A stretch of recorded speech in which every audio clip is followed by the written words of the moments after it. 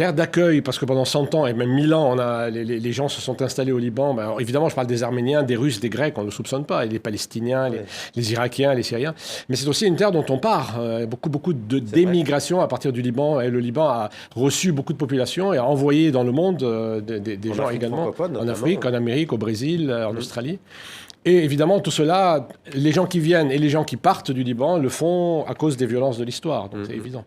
Alors, dans l'une de vos dernières chroniques publiées chez nos confrères de La Croix, le quotidien français et consacré au Liban, vous écrivez ceci sur l'état de votre pays. Vous dites, on pourrait avoir l'illusion de se trouver dans un pays fonctionnant à peu près normalement, à une condition, de vivre sans connexion avec tout ce qui relève de l'État. Qu'entendez-vous par là ? Parce que l'État est absent, et l'État n'existe plus, l'État libanais n'existe plus, et quand il existe, on a l'impression qu'il est là pour embêter les citoyens, en fait. C'est-à-dire que c'est vraiment un État contre les citoyens.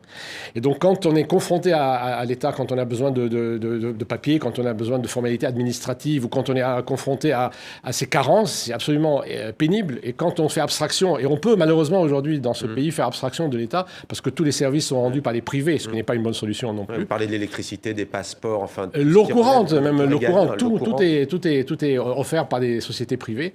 Mais dès qu'on a affaire à l'État, on a l'impression que l'État est là juste comme un ennemi du citoyen. Et ça, c'est vraiment une chose extrêmement pénible. Et quand on arrive à faire abstraction de l'existence de l'État, on peut éventuellement vivre sans se faire trop de mauvais sang. Et d'où peut venir la lueur d'espoir, la lumière ?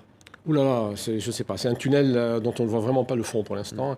La seule solution, c'est qu'on arrache toute cette caste politique et qu'on lui fasse un procès. Mais alors, c'est très, très compliqué parce qu'elle s'est vraiment appropriée l'État et le pays tout entier. Elle l'a confisqué à son bénéfice.